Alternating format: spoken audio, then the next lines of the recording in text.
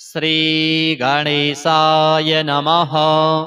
अथ श्री आदित्यहृदय स्तोत्र।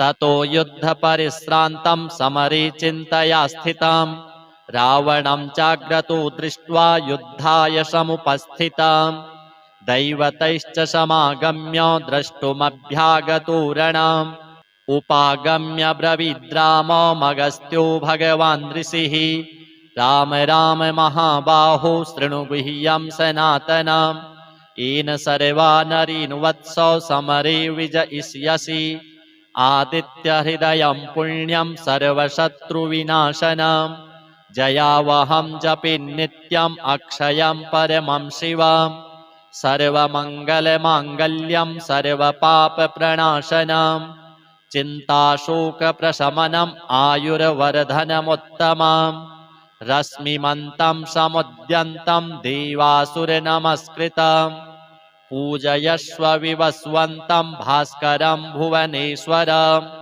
सर्वदेवात्मको ह्येष तेजस्वी रश्मिभावनः एष देवासुरगणान् लोकान् पाति गभस्तिभिः एष ब्रह्मा च विष्णुश्च शिवः स्कन्दः प्रजापतिः महेन्द्रो धनदः कालो यमः सोमो ह्यपाम्पतिः पितरो वशवः साध्याह्यश्विनौ मरुतो मनुः वायुर्वह्निः प्रजाप्राणो ऋतुकर्ता प्रभाकरः आदित्यः सविता सूर्यः खगः पूषा गभस्तिमान् सुवर्णसदृशो भानुर्हिरण्यरेता दिवाकरः हरिदस्वः सहस्रार्चिः सप्तसप्तिर्मरीचिमान् तिमिरोन्मथनः शम्भुस्त्वष्टा मार्तण्डकोऽसुमान् हिरण्यगर्भः शिशिरस्तपनो भास्करो रविः अग्निगर्भोदितिः पुत्रः शङ्खः शिशिरनाशनः व्योमनाथस्तमो भेदी ऋग्यजुः सामपारगः घनवृष्टिरपां मित्रो विन्ध्यवीथिप्लवङ्गमः आतपी मण्डले मृत्युः पिङ्गलः सर्वतापनः कविर्विश्वो महातेजः रक्तः सर्वभवोद्भवः नक्षत्रग्रहताराणामधिपो विश्वभावनः तेजसामपि तेजस्वी द्वादशात्मन्नमोऽस्तु ते नमः पूर्वाय गिरये पश्चिमायाद्रये नमः ज्योतिर्गणानां पतये दिनाधिपतये नमः जयाय जयभद्राय हर्यश्वाय नमो नमः नमो नमः सहस्रांशो आदित्याय नमो नमः नम उग्राय वीराय सारंगाय नमो नमः नमः पद्मप्रबोधाय मार्तण्डाय नमो नमः ब्रह्मेशानाच्युतेशाय सूर्यायादित्यवर्चसे भास्वते सर्वभक्षाय रौद्राय वपुषे नमः तमोघ्नाय हिमघ्नाय शत्रुघ्नायामितात्मने कृतघ्नघ्नाय देवाय ज्योतिषां पतये नमः तप्तचामीकराभाय वह्नये विश्वकर्मणे नमस्तमोभिनिघ्नाय रुचये लोकसाक्षिणे नाशयत्येष वैभूतं तदेव सृजति प्रभुः पायत्येष तपत्येष वर्षत्येष गभस्तिभिः एष सुप्तेषु जागर्ति भूतेषु परिनिष्ठितः एष एवाग्निहोत्रं च फलं चैवाग्निहोत्रिणां वेदाश्च क्रतवश्चैव क्रतूनां फलमेव च यानि कृत्यानि लोकेषु सर्व एष रविः प्रभुः एनमापत्सु कृच्छ्रेषु कान्तारेषु भयेषु च कीर्तयन् पुरुषः कश्चिन्नावसीदति राघव पूजयस्वैनमेकाग्रो देवदेवं जगत्पतिम् एतत्त्रिगुणितं जप्त्वा युद्धेषु विजयिष्यसि अस्मिन् क्षणे महाबाहो रावणं त्वं वधिष्यसि एवमुक्त्वा तदागस्त्यो जगाम च यथागतम् एतत् श्रुत्वा महातेजा नष्टशोको भवत्तदा धारयामास सुप्रीतो राघवः प्रयतात्मवान् आदित्यं प्रेक्ष्य जप्त्वा तु परं हर्षमवाप्तवान् त्रिराचम्य शुचिर्भूत्वा धनुरादाय वीर्यवान् रावणं प्रेक्ष्य हृष्टात्मा युद्धाय समुपागमत् सर्वयत्नेन महता वधे तस्य धृतोऽभवत् अथ रविरवदन्निरीक्ष्य रामं मुदितमनः परमं प्रहृष्यमाणः निशिचरपतिसंक्षयं विदित्वा सुरगणमध्यगतो वचस्त्वरीति। अथ श्री सूर्यकवच। शृणुष्व मुनिशार्दूल सूर्यस्य कवचं शुभम् शरीरारोग्यदं दिव्यं सर्वसौभाग्यदायकम् देदीप्यमानमुकुटं स्फुरन्मकरकुण्डलं ध्यात्वा सहस्रकिरणं स्तोत्रमेतद् उदीरये शिरो मे भास्करः पातु ललाटं मे मितद्युतिः नेत्रे दिनमणिः पातु श्रवणे वासरेश्वरः घ्राणं घर्मघृणिः पातु वदनं वेदवाहनः जिह्वां मे मानदः पातु कण्ठं मे सुरवन्दितः स्कन्धौ प्रभाकरः पातु वक्षः पातु जनप्रियः पातु पादौ द्वादशात्मा सर्वाङ्गं सकलेश्वरः सूर्यरक्षात्मकं स्तोत्रं लिखित्वा भूर्जपत्रके दधाति यः करे तस्य वशगाः सर्वसिद्धयः शुष्णातो यो जपेत् सम्यग् योधीते स्वस्थमानसः सरोगमुक्तो दीर्घायुः सुखं पुष्टिं च विन्दति। अथ श्री सूर्य अष्टोत्तर शतनाम स्तोत्र। अरुणाय शरण्याय करुणारससिन्धवे अशमान बलायार्तो रक्षकाय नमो नमः आदित्यायादिभूताय अखिलागमवेदिने अच्युतायाखिलज्ञाय अनन्ताय नमो नमः इनाय विश्वरूपाय इज्यायेन्द्राय भानवे इन्दिरामन्दिराप्ताय वन्दनीयाय ते नमः ईशाय सुप्रसन्नाय सुशीलाय सुवर्चसे वसुप्रदाय वसवे वासुदेवाय ते नमः उज्ज्वलायोग्ररूपाय ऊर्ध्वगाय विवस्वते उद्यत्किरणजालाय हृषीकेशाय ते नमः ऊर्जस्वलाय वीराय निर्जराय जयाय च उरुद्वया भावरूपयुक्तसारथये नमः ऋषिवन्द्याय रुग्घन्त्रे ऋक्षचक्रचराय च ऋजुस्वभावचित्ताय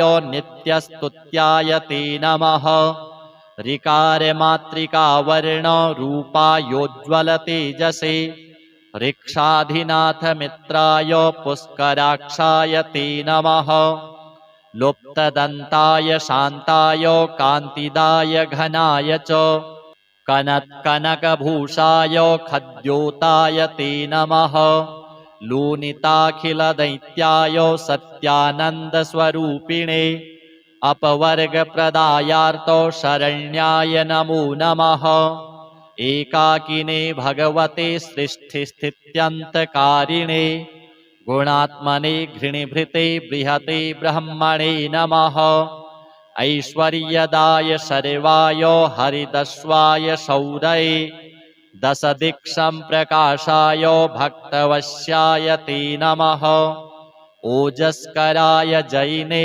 जगदानन्दहेतवे जन्ममृत्युजराव्याधिवर्जिताय नमो नमः ओ उन्नत्यपदसञ्चार रथस्थायात्मरूपिणे कमनीयकरायाब्जो वल्लभाय नमो नमः अन्तर्बहिः प्रकाशाय अचिन्त्यायात्मरूपिणे अच्युताय सुरेशाय परस्मै ज्योतिषे नमः। अहस्कराय रवये हरये परमात्मने तरुणाय वरेण्याय ग्रहाणां पतये नमः। ॐ नमो भास्करायादि मध्यान्तरहिताय च सौख्यप्रदाय सकलो जगतां पतये नमः। नमः सूर्याय कवये नमो नारायणाय च नमो नमः परेशाय तेजोरूपाय ते नमः। ॐ श्रीं हिरण्यगर्भाय ॐ ह्रीं सम्पत्कराय च ॐ ऐं इष्टार्थदायानुप्रसन्नाय नमो नमः। श्रीमते श्रेयसे भक्तकोटिसौख्यप्रदायिने निखिलागमविद्याय नित्यानन्दाय ते नमः। यो मानवः सन्ततमर्कमर्चयन् पठेत् प्रभाते विमलेन चेतसा इमानि नामानि च तस्य पुण्यम् आयुर्धनं धान्यमुपैति नित्यम्। इमं स्तवं देववरस्य कीर्तयेत् शृणोति योऽयं सुमनः समाहितः समुच्यते शोकदवाग्निसागराल् लभेत् सर्वं मनसो यथेप्सितम्। अथ श्री पंचदेवता स्तोत्र। गणेश विष्णु सूर्येश दुर्गाख्यं देव पंचकम् वन्दे विशुद्ध मनसा जनसायुज्यदायकम्। एकरूपान् भिन्नमूर्तीन् पञ्चदेवान् नमस्कृतान् वन्दे विशुद्ध भावेन साम्बेनैकरदाच्युतान्। कल्याणदायिनो देवान् नमस्कार्यात्महौजसः विष्णु शम्भु शिवा सूर्य गणेशाख्यान् नमाम्यहम्। एकात्मनो भिन्नरूपान् लोकरक्षणतत्परान् शिव विष्णु शिवा सूर्य हेरम्वान् प्रणमाम्यहम्। दिव्यरूपानेकरूपान् नानारूपान् नमस्कृतान् शिवा शङ्कर हेरम्ब विष्णु सूर्यान् नमाम्यहम्। नित्यानानन्दसन्दोहदायिनो दीनपालकान् शिवाच्युत गणेशेन दुर्गाख्यान् नौम्यहं सुरान्। कमनीयतनून् देवान् सेवावश्यान् कृपावतः शङ्करेण शिवा विष्णु गणेशाख्यान् नमाम्यहम्। सूर्य विष्णु शिवा शम्भु विघ्नराजाभिधान् सुरान् एकरूपान् सदा वन्दे सुखसन्दोहसिद्धये। हरौ हरे तीक्ष्णकरे गणेशे शक्तौ न भेदो जगदादिहेतुषु। अधः पतन्ति सुभिदां दधाना भाषान्त एवं यततोच्यताश्रमाः। अथ श्री आदित्यहृदय स्तोत्र। ततो युद्धपरिश्रान्तं समरे चिन्तया स्थितं रावणं चाग्रतो दृष्ट्वा युद्धाय समुपस्थितं। दैवतैश्च समागम्य द्रष्टुमभ्यागतो रणम्। उपागम्य ब्रवीद्राममगस्त्यो भगवान् ऋषिः राम राम महाबाहो शृणु गुह्यं सनातनम्। येन सर्वा नरीन् वत्स समरे विजयिष्यसि आदित्यहृदयं पुण्यं सर्वशत्रुविनाशनम्। जयावहं जपे नित्यम् अक्षयं परमं शिवम्। सर्वमङ्गलमाङ्गल्यं सर्वपापप्रणाशनम्। चिन्ताशोकप्रशमनम् आयुर्वर्धनमुत्तमम्। रश्मिमन्तं समुद्यन्तं देवासुरनमस्कृतम्। पूजयस्व विवस्वन्तं भास्करं भुवनेश्वरम्। सर्वदेवात्मको ह्येष तेजस्वी रश्मिभावनः। एष देवासुरगणान् लोकान् पाति गभस्तिभिः। एष ब्रह्मा च विष्णुश्च शिवः स्कन्दः प्रजापतिः। महेन्द्रो धनदः कालो यमः सोमो ह्यपाम्पतिः। पितरो वशवः साध्या ह्यश्विनौ मरुतो मनुः।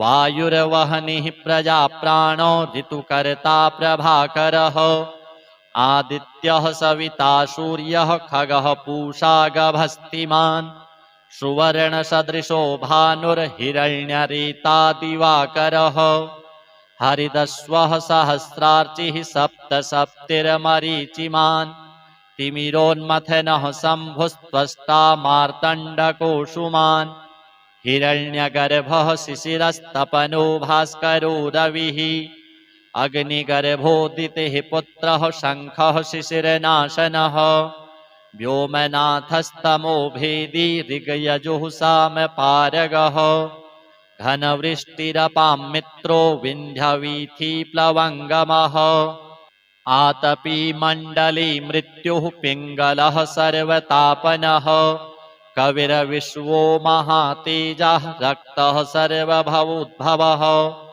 नक्षत्रग्रहताराणामधिपो विश्वभावनः तेजसामपि तेजस्वी द्वादशात्मन्नमोऽस्तु ते नमः पूर्वाय गिरये पश्चिमायाद्रये नमः ज्योतिर्गणानां पतये दिनाधिपतये नमः जयाय जयभद्राय हर्यश्वाय नमो नमः नमो नमः सहस्रांशो आदित्याय नमो नमः नम उग्राय वीराय सारंगाय नमो नमः नमः पद्मप्रबोधाय मार्तण्डाय नमो नमः ब्रह्मेशानाच्युतेशाय सूर्यायादित्यवर्चसे भास्वते सर्वभक्षाय रौद्राय वपुषे नमः तमोघ्नाय हिमघ्नाय शत्रुघ्नायामितात्मने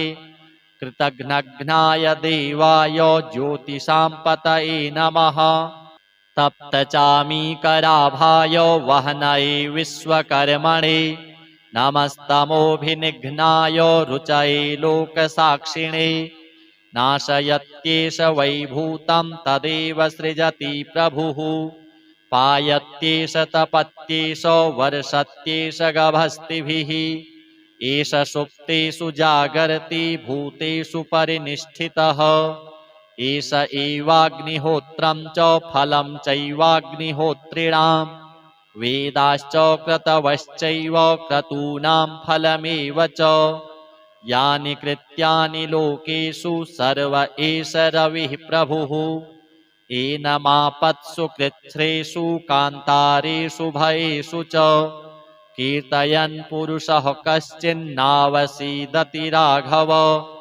पूजयस्वैनमेकाग्रो देवदेवं जगत्पतिम् एतत्त्रिगुणितं जप्त्वा युद्धेषु विजयिष्यसि अस्मिन् क्षणे महाबाहो रावणं त्वं वधिष्यसि एवमुक्त्वा तदागस्त्यो जगाम च यथागतम् एतच्छ्रुत्वा महातेजा नष्टशोको भवत्तदा धारयामास सुप्रीतो राघवः प्रयतात्मवान् आदित्यं प्रेक्ष्य जप्त्वा तु परं हर्षमवाप्तवान् त्रिराचम्य शुचिर्भूत्वा धनुरादाय वीर्यवान् रावणं प्रेक्ष्य हृष्टात्मा युद्धाय समुपागमत् सर्वयत्नेन महता वधे तस्य धृतोऽभवत् अथ रविरवदन्निरीक्ष्य रामं मुदितमनः परमं प्रहृष्यमाणः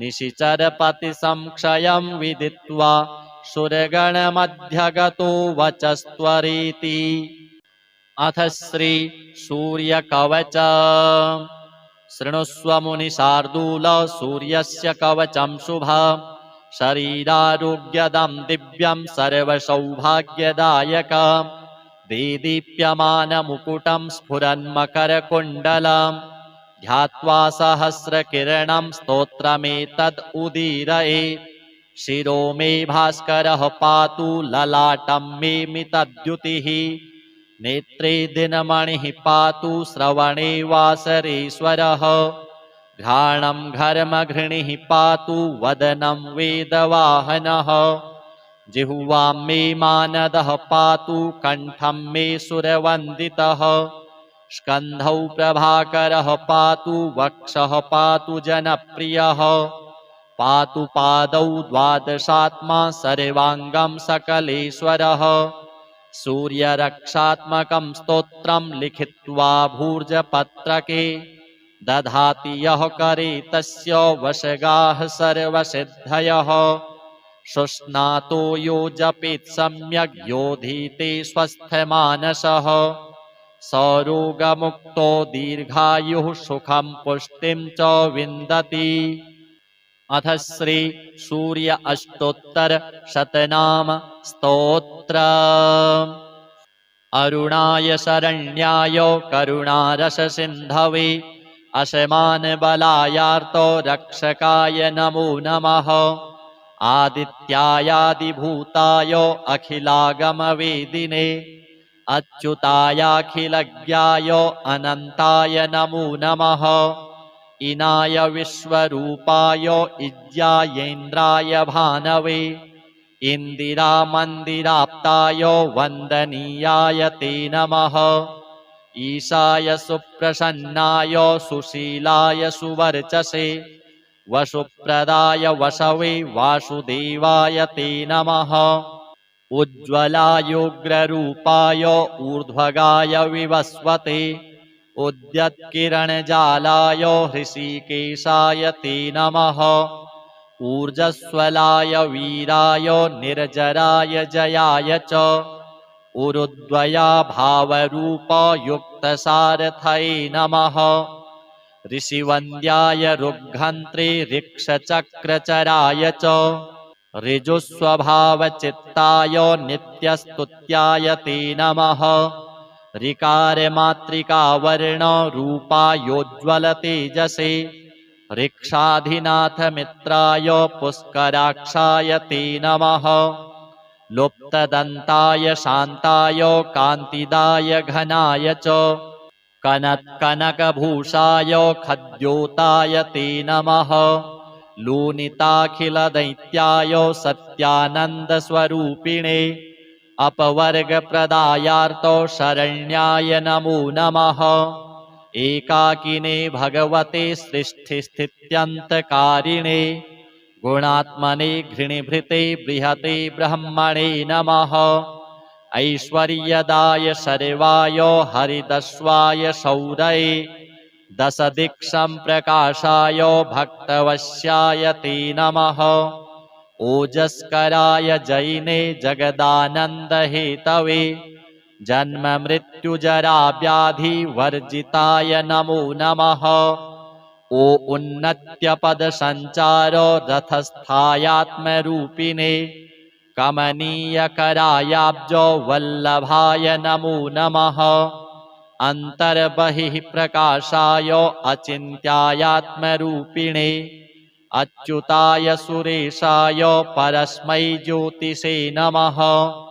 अहस्कराय रवये हरये परमात्मने तरुणाय वरेण्याय ग्रहाणां पतये नमः। ॐ नमो भास्करायादि मध्यान्तरहिताय च सौख्यप्रदाय सकलो जगतां पतये नमः।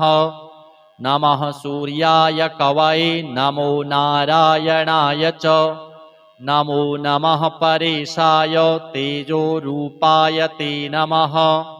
ॐ श्रीं हिरण्यगर्भाय ॐ ह्रीं सम्पत्कराय च ॐ ऐं इष्टार्थदायानुप्रसन्नाय नमो नमः। श्रीमते श्रेयसे भक्तकोटिसौख्यप्रदायिने निखिलागमविद्याय नित्यानन्दाय ते नमः।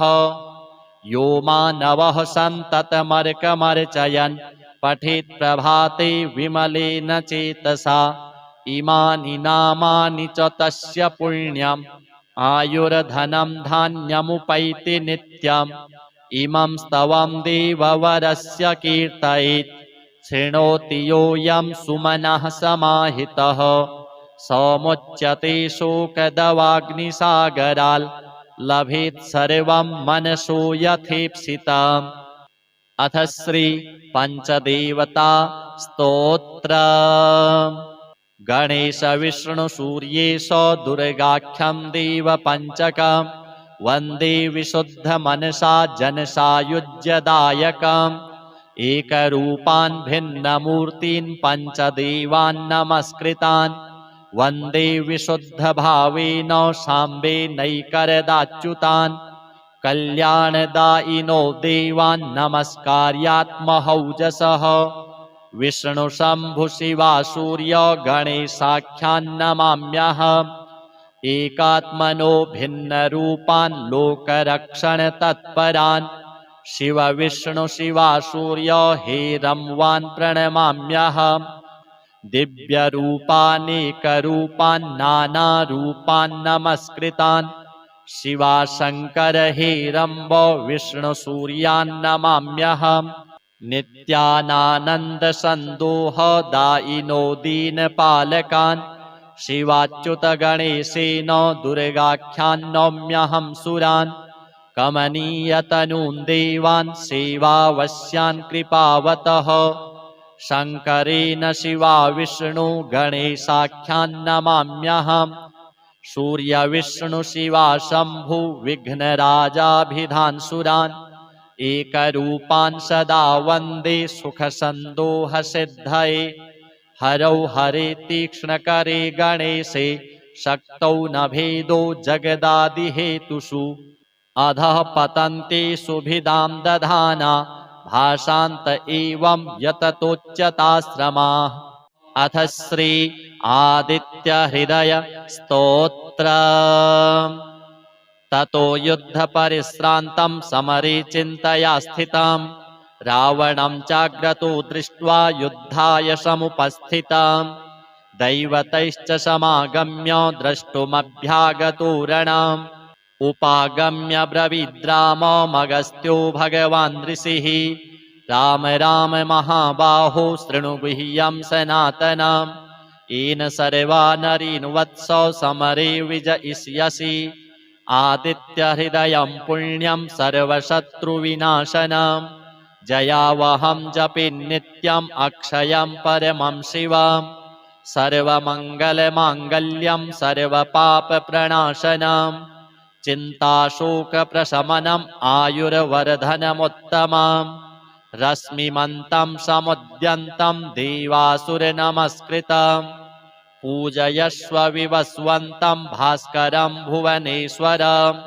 सर्वदेवात्मको ह्येष तेजस्वी रश्मिभावनः एष देवासुरगणान् लोकान् पाति गभस्तिभिः एष ब्रह्मा च विष्णुश्च शिवः स्कन्दः प्रजापतिः महेन्द्रो धनदः कालो यमः सोमो ह्यपाम्पतिः पितरो वशवः साध्याह्यश्विनौ मरुतो मनुः वायुर्वह्निः प्रजाप्राणो ऋतुकर्ता प्रभाकरः आदित्यः सविता सूर्यः खगः पूषा गभस्तिमान् सुवर्णसदृशो भानुर्हिरण्यरेता दिवाकरः हरिदस्वः सहस्रार्चिः सप्तसप्तिर्मरीचिमान् तिमिरोन्मथनः शम्भुस्त्वष्टा मार्तण्डकोऽंशुमान् हिरण्यगर्भः शिशिरस्तपनो भास्करो रविः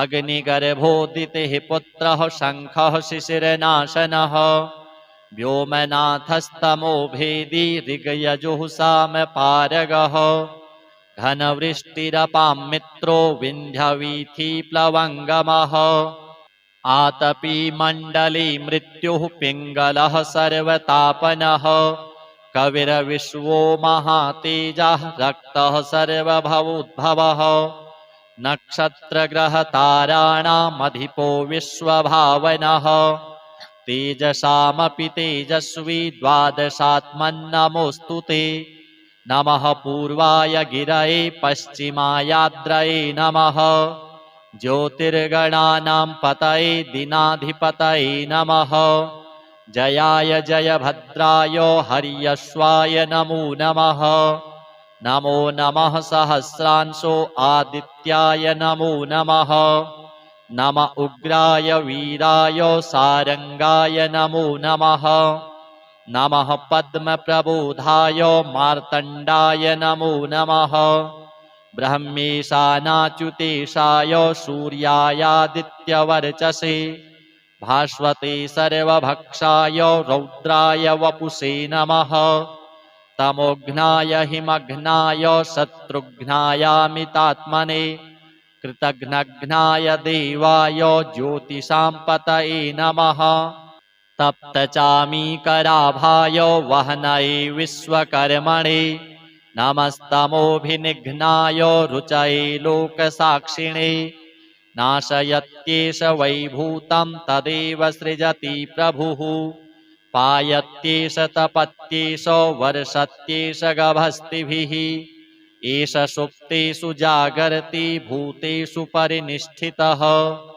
एष एवाग्निहोत्रं च फलं चैवाग्निहोत्रिणां वेदाश्च क्रतवश्चैव क्रतूनां फलमेव च यानि कृत्यानि लोकेषु सर्व एष रविः प्रभुः एनमापत्सु कृच्छ्रेषु कान्तारेषु भयेषु च कीर्तयन् पुरुषः कश्चिन्नावसीदति राघव पूजयस्वैनमेकाग्रो देवदेवं जगत्पतिम् एतत्त्रिगुणितं जप्त्वा युद्धेषु विजयिष्यसि अस्मिन् क्षणे महाबाहो रावणं त्वं वधिष्यसि एवमुक्त्वा तदागस्त्यो जगाम च यथागतम् एतच्छ्रुत्वा महातेजा नष्टशोको भवत्तदा धारयामास सुप्रीतो राघवः प्रयतात्मवान्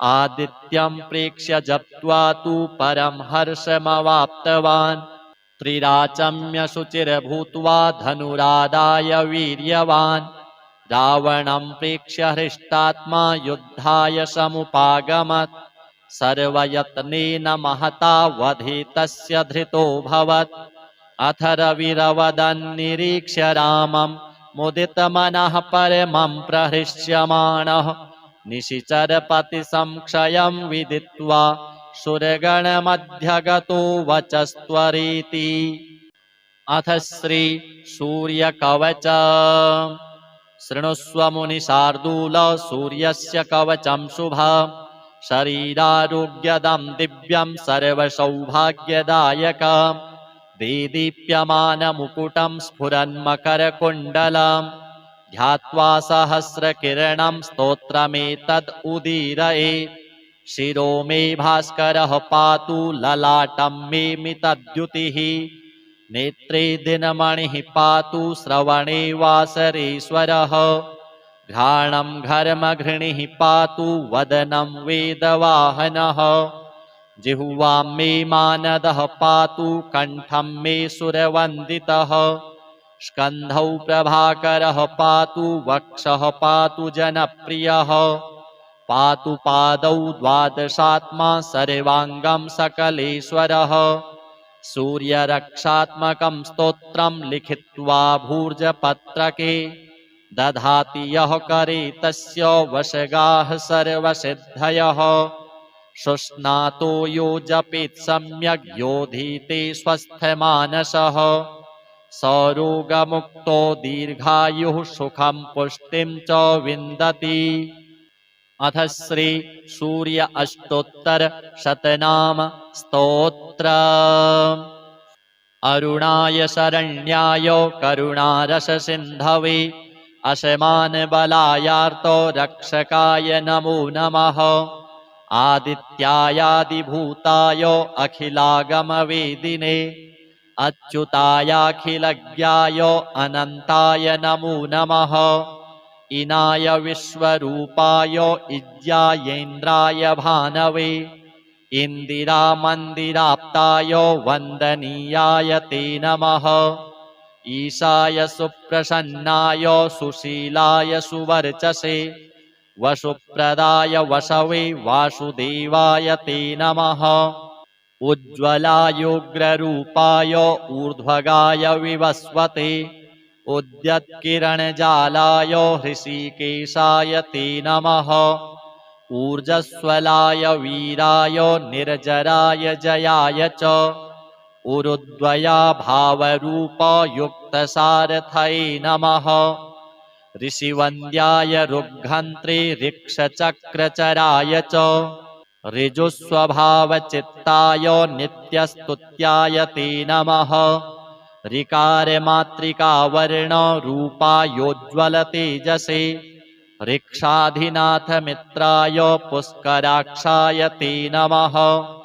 लुप्तदन्ताय शान्ताय कान्तिदाय घनाय च कनत्कनकभूषाय खद्योताय ते नमः। लूनिताखिलदैत्याय सत्यानन्दस्वरूपिणे अपवर्गप्रदायार्तो शरण्याय नमो नमः। एकाकिने भगवते सृष्टिस्थित्यन्तकारिणे गुणात्मने घृणिभृते बृहते ब्रह्मणे नमः।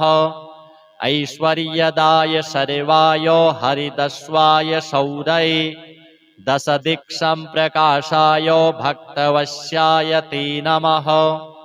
ओजस्कराय जैने जगदानन्दहेतवे जन्ममृत्युजराव्याधिवर्जिताय नमो नमः।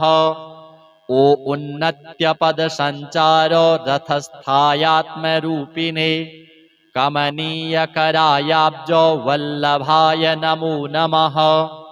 अन्तर्बहिः प्रकाशाय अचिन्त्यायात्मरूपिणे अच्युताय सुरेशाय परस्मै ज्योतिषे नमः। अहस्कराय रवये हरये परमात्मने तरुणाय वरेण्याय ग्रहाणां पतये नमः। ॐ नमो भास्करायादिमध्यान्तरहिताय च सौख्यप्रदाय सकलो जगतां पतये नमः। नमः सूर्याय कवये नमो नारायणाय च नमो नमः परेशाय तेजोरूपाय ते नमः। ॐ श्रीं हिरण्यगर्भाय ॐ ह्रीं सम्पत्कराय च ॐ ऐं इष्टार्थदायानुप्रसन्नाय नमो नमः। श्रीमते श्रेयसे भक्तकोटिसौख्यप्रदायिने निखिलागमविद्याय नित्यानन्दाय ते नमः।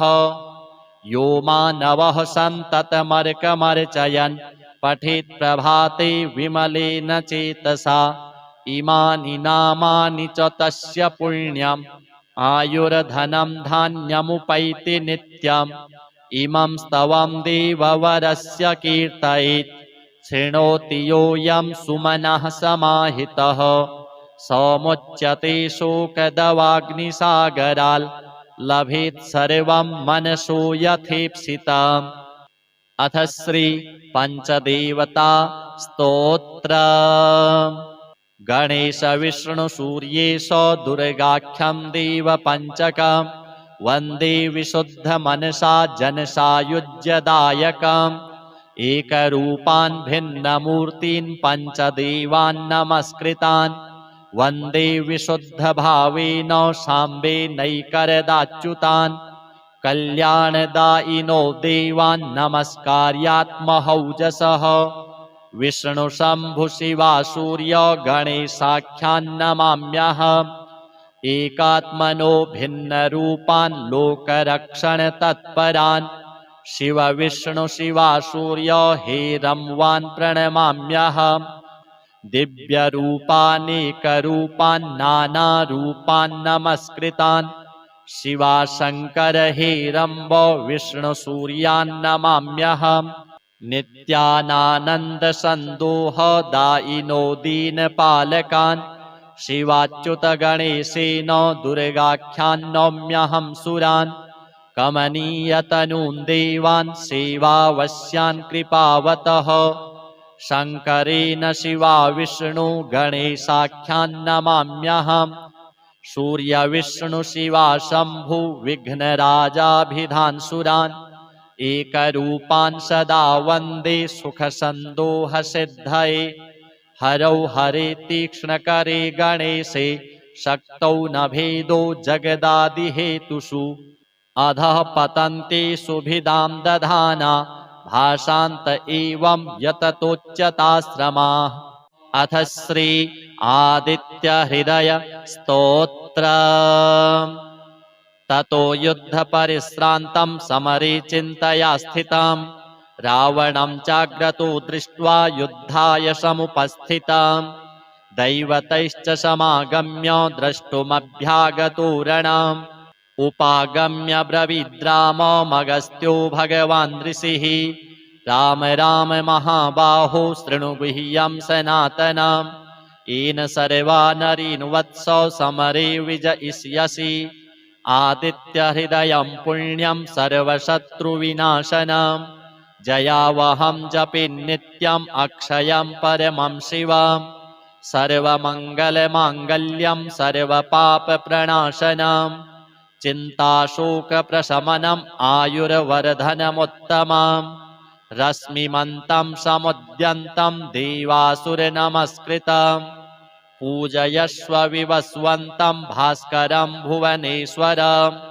सर्वदेवात्मको ह्येष तेजस्वी रश्मिभावनः एष देवासुरगणान् लोकान् पाति गभस्तिभिः एष ब्रह्मा च विष्णुश्च शिवः स्कन्दः प्रजापतिः महेन्द्रो धनदः कालो यमः सोमो ह्यपाम्पतिः पितरो वशवः साध्याह्यश्विनौ मरुतो मनुः वायुर्वह्निः प्रजाप्राणो ऋतुकर्ता प्रभाकरः आदित्यः सविता सूर्यः खगः पूषा गभस्तिमान् सुवर्णसदृशो भानुर्हिरण्यरेता दिवाकरः हरिदस्वः सहस्रार्चिः सप्तसप्तिर्मरीचिमान् तिमिरोन्मथनः शम्भुस्त्वष्टा मार्तण्डकोऽंशुमान् हिरण्यगर्भः शिशिरस्तपनो भास्करो रविः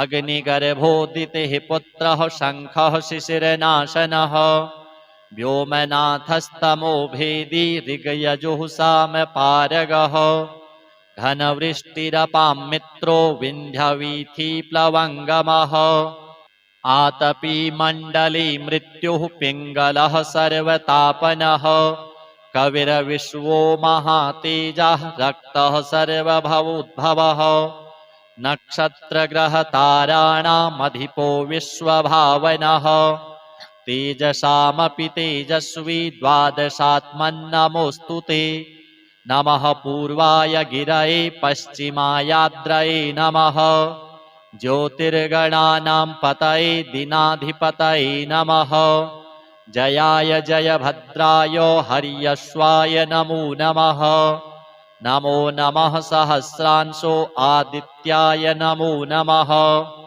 नम उग्राय वीराय सारंगाय नमो नमः नमः पद्मप्रबोधाय मार्तण्डाय नमो नमः ब्रह्मेशानाच्युतेशाय सूर्यायादित्यवर्चसे भास्वते सर्वभक्षाय रौद्राय वपुषे नमः तमोघ्नाय हिमघ्नाय शत्रुघ्नायामितात्मने कृतघ्नघ्नाय देवाय ज्योतिषां पतये नमः तप्तचामीकराभाय वह्नये विश्वकर्मणे नमस्तमोभिनिघ्नाय रुचये लोकसाक्षिणे नाशयत्येष वैभूतं तदेव सृजति प्रभुः पायत्येष तपत्येष वर्षत्येष गभस्तिभिः एष सुप्तेषु जागर्ति भूतेषु परिनिष्ठितः एष एवाग्निहोत्रं च फलं चैवाग्निहोत्रिणां वेदाश्च क्रतवश्चैव क्रतूनां फलमेव च यानि कृत्यानि लोकेषु सर्व एष रविः प्रभुः एनमापत्सु कृच्छ्रेषु कान्तारेषु भयेषु च कीर्तयन् पुरुषः कश्चिन्नावसीदति राघव पूजयस्वैनमेकाग्रो देवदेवं जगत्पतिम् एतत्त्रिगुणितं जप्त्वा युद्धेषु विजयिष्यसि अस्मिन् क्षणे महाबाहो रावणं त्वं वधिष्यसि एवमुक्त्वा तदागस्त्यो जगाम च यथागतम् एतत् श्रुत्वा महातेजा नष्टशोको भवत्तदा धारयामास सुप्रीतो राघवः प्रयतात्मवान् आदित्यं प्रेक्ष्य जप्त्वा तु परं हर्षमवाप्तवान् त्रिराचम्य शुचिर्भूत्वा धनुरादाय वीर्यवान् रावणं प्रेक्ष्य हृष्टात्मा युद्धाय समुपागमत् सर्वयत्नेन महता वधे तस्य धृतोऽभवत् अथ रविरवदन्निरीक्ष्य रामं मुदितमनः परमं प्रहृष्यमाणः निशिचरपतिसंक्षयं विदित्वा सुरगणमध्यगतो वचस्त्वरीति अथ श्री सूर्यकवच शृणुष्व मुनिशार्दूल सूर्यस्य कवचं शुभम् शरीरारोग्यदं दिव्यं सर्वसौभाग्यदायकम् देदीप्यमानमुकुटं स्फुरन्मकरकुण्डलं ध्यात्वा सहस्रकिरणं स्तोत्रमेतद् उदीरयेत्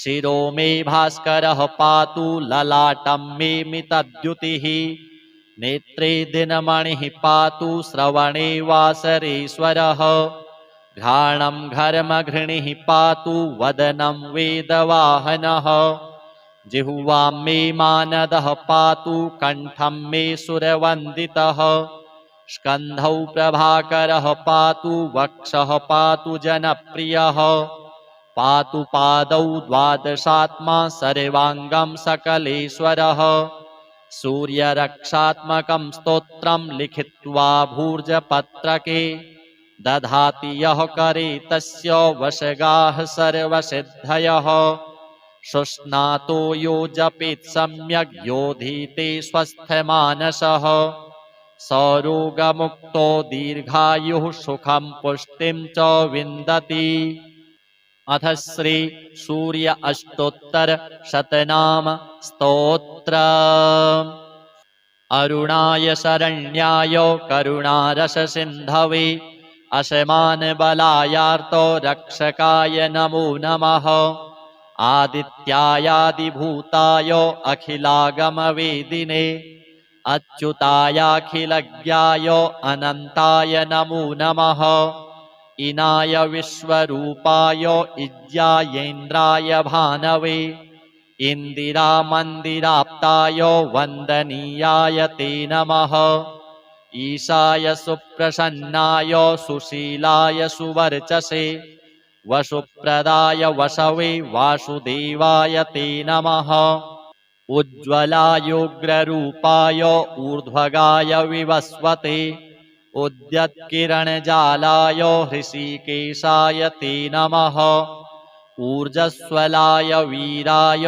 निर्जराय जयाय च उरुद्वया भावरूपयुक्तसारथये नमः ऋषिवन्द्याय रुग्घन्त्रे ऋक्षचक्रचराय च ऋजुस्वभावचित्ताय नित्यस्तुत्याय ते नमः ऋकारमातृकावर्णरूपायोज्ज्वलतेजसे ऋक्षाधिनाथमित्राय पुष्कराक्षाय ते नमः लुप्तदन्ताय शान्ताय कान्तिदाय घनाय च कनत्कनकभूषाय खद्योताय ते नमः लूनिताखिलदैत्याय सत्यानन्दस्वरूपिणे अपवर्गप्रदायार्तो शरण्याय नमो नमः एकाकिने भगवते सृष्टिस्थित्यन्तकारिणे गुणात्मने घृणिभृते बृहते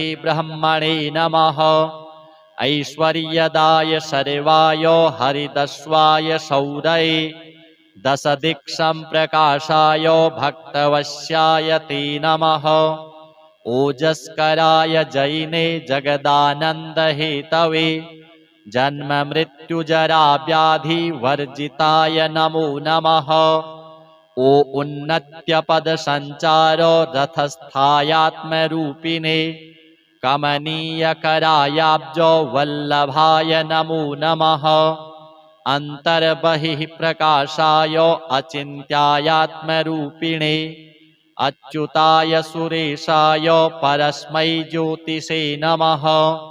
अहस्कराय रवये हरये परमात्मने तरुणाय वरेण्याय ग्रहाणां पतये नमः। ॐ नमो भास्करायादि मध्यान्तरहिताय च सौख्यप्रदाय सकलो जगतां पतये नमः। नमः सूर्याय कवये नमो नारायणाय च नमो नमः परेशाय तेजोरूपाय ते नमः। ॐ श्रीं हिरण्यगर्भाय ॐ ह्रीं सम्पत्कराय च ॐ ऐं इष्टार्थदायानुप्रसन्नाय नमो नमः। श्रीमते श्रेयसे भक्तकोटिसौख्यप्रदायिने निखिलागमविद्याय नित्यानन्दाय ते नमः। यो मानवः सन्ततमर्कमर्चयन् पठेत् प्रभाते विमलेन चेतसा इमानि नामानि च तस्य पुण्यम् आयुर्धनं धान्यमुपैति नित्यम्। इमं स्तवं देववरस्य कीर्तयेत् शृणोति योऽयं सुमनः समाहितः समुच्यते शोकदवाग्निसागराल् लभेत् सर्वं मनसो यथेप्सितम्। अथ श्री पंचदेवता स्तोत्र। गणेश विष्णु सूर्येश दुर्गाख्यं देव पंचकम् वन्दे विशुद्ध मनसा जनसायुज्यदायकम्। एकरूपान् भिन्नमूर्तीन् पञ्चदेवान् नमस्कृतान् वन्दे विशुद्ध भावेन साम्बेनैकरदाच्युतान्।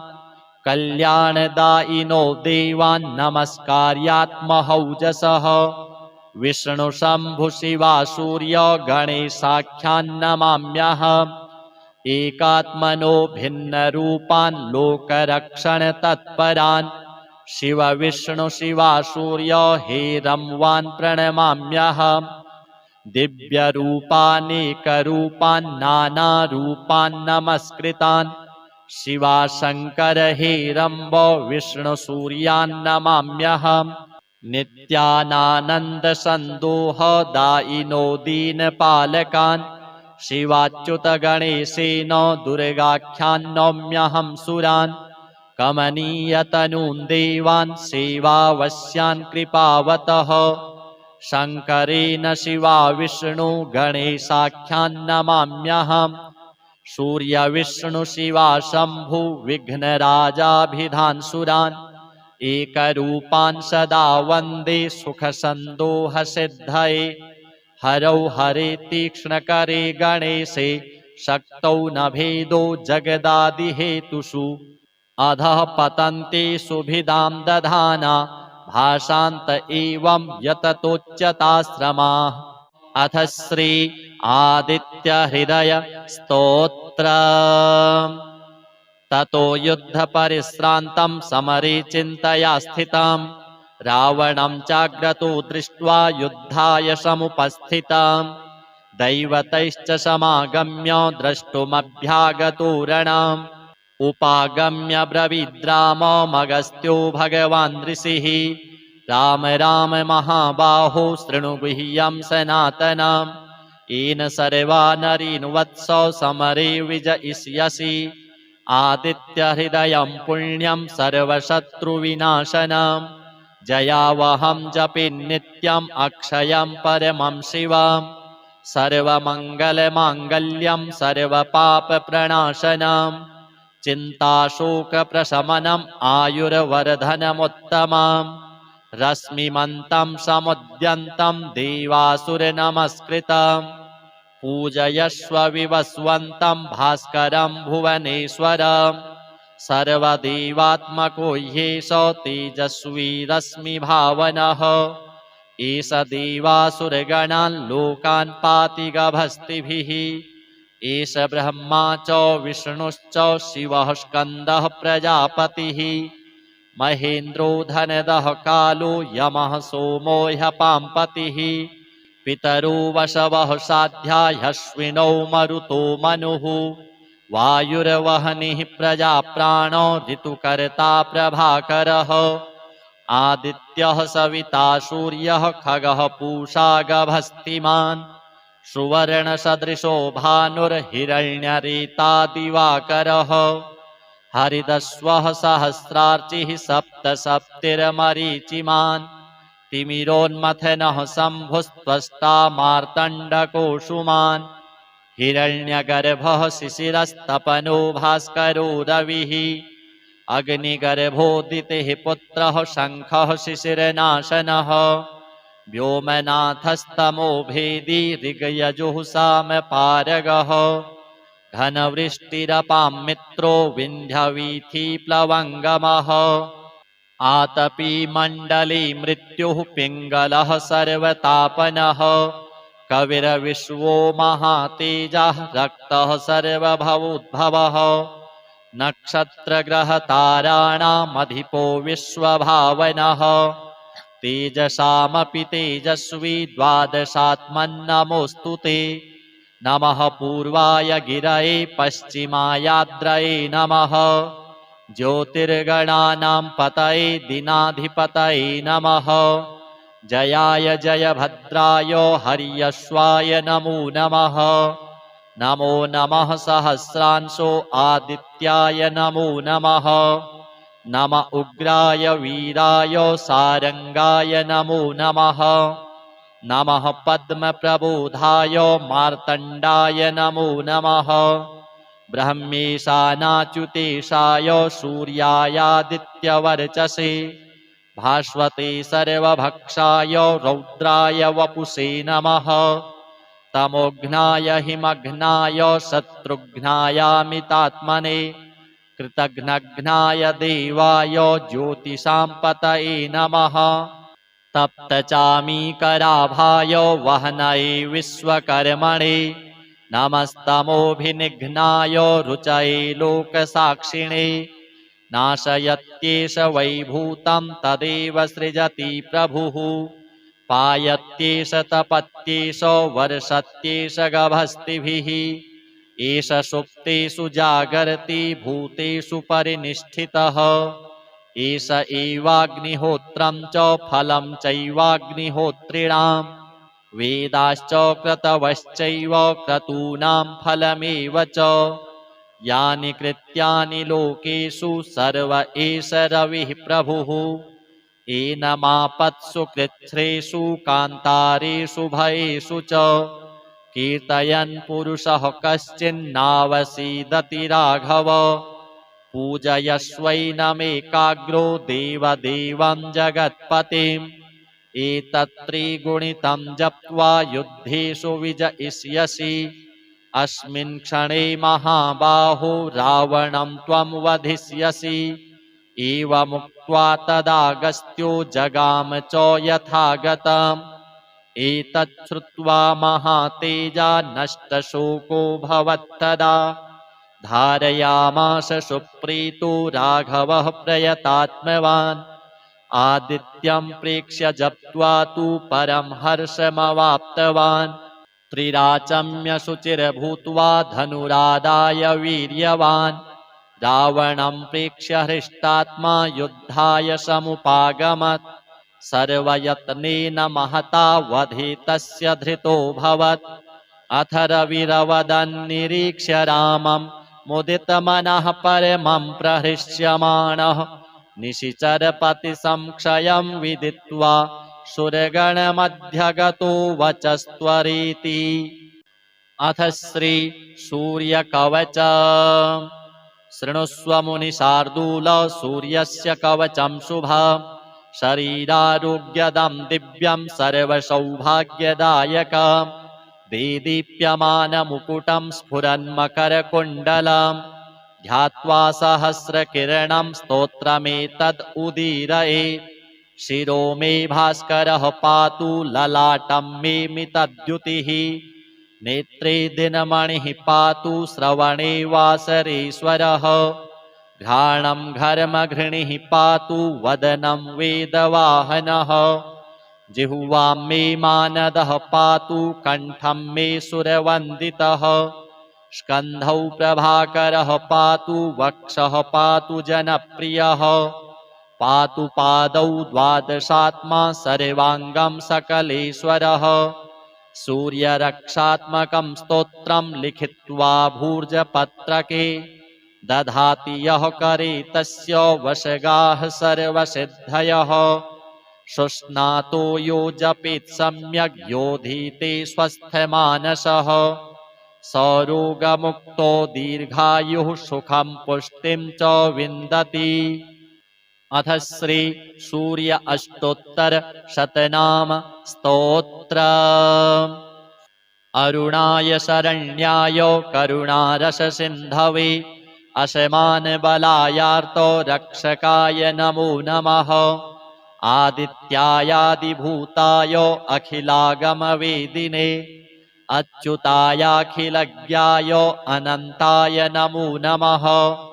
इनाय विश्वरूपाय इज्यायेन्द्राय भानवे इन्दिरामन्दिराप्ताय वन्दनीयाय ते नमः। ईशाय सुप्रसन्नाय सुशीलाय सुवर्चसे वसुप्रदाय वसवे वासुदेवाय ते नमः। उज्ज्वलायोग्ररूपाय ऊर्ध्वगाय विवस्वते उद्यत्किरणजालाय हृषीकेशाय ते नमः। ऊर्जस्वलाय वीराय निर्जराय जयाय च उरुद्वया भावरूपयुक्तसारथये नमः। ऋषिवन्द्याय रुग्घन्त्रे ऋक्षचक्रचराय च ऋजुस्वभावचित्ताय नित्यस्तुत्याय ते नमः। ऋकारमातृकावर्णरूपायोज्ज्वलतेजसे ऋक्षाधिनाथमित्राय पुष्कराक्षाय ते नमः। लुप्तदन्ताय शान्ताय कान्तिदाय घनाय च कनत्कनकभूषाय खद्योताय ते नमः। लूनिताखिलदैत्याय सत्यानन्दस्वरूपिणे अपवर्गप्रदायार्तो शरण्याय नमो नमः। एकाकिने भगवते सृष्टिस्थित्यन्तकारिणे गुणात्मने घृणिभृते बृहते ब्रह्मणे नमः। ऐश्वर्यदाय सर्वाय हरिदस्वाय शौरये दशदिक्सम्प्रकाशाय भक्तवश्याय ते नमः। ओजस्कराय जैने जगदानन्दहेतवे जन्ममृत्युजराव्याधिवर्जिताय नमो नमः। ओ उन्नत्यपदसञ्चार रथस्थायात्मरूपिणे कमनीयकरायाब्ज वल्लभाय नमो नमः। अन्तर्बहिः प्रकाशाय अचिन्त्यायात्मरूपिणे अच्युताय सुरेशाय परस्मै ज्योतिषे नमः। अहस्कराय रवये हरये परमात्मने तरुणाय वरेण्याय ग्रहाणां पतये नमः। ॐ नमो भास्करायादि मध्यान्तरहिताय च सौख्यप्रदाय सकलो जगतां पतये नमः। नमः सूर्याय कवये नमो नारायणाय च नमो नमः परेशाय तेजोरूपाय ते नमः। ॐ श्रीं हिरण्यगर्भाय ॐ ह्रीं सम्पत्कराय च ॐ ऐं इष्टार्थदायानुप्रसन्नाय नमो नमः। श्रीमते श्रेयसे भक्तकोटिसौख्यप्रदायिने निखिलागमवेद्याय नित्यानन्दाय ते नमः। यो मानवः सन्ततमर्कमर्चयन् पठेत् प्रभाते विमलेन चेतसा इमानि नामानि च तस्य पुण्यम् आयुर्धनं धान्यमुपैति नित्यम्। इमं स्तवं देववरस्य कीर्तयेत् शृणोति योऽयं सुमनः समाहितः समुच्यते शोकदवाग्निसागराल् लभेत् सर्वं मनसो यथेप्सितम्। अथ श्री पंचदेवता स्तोत्र।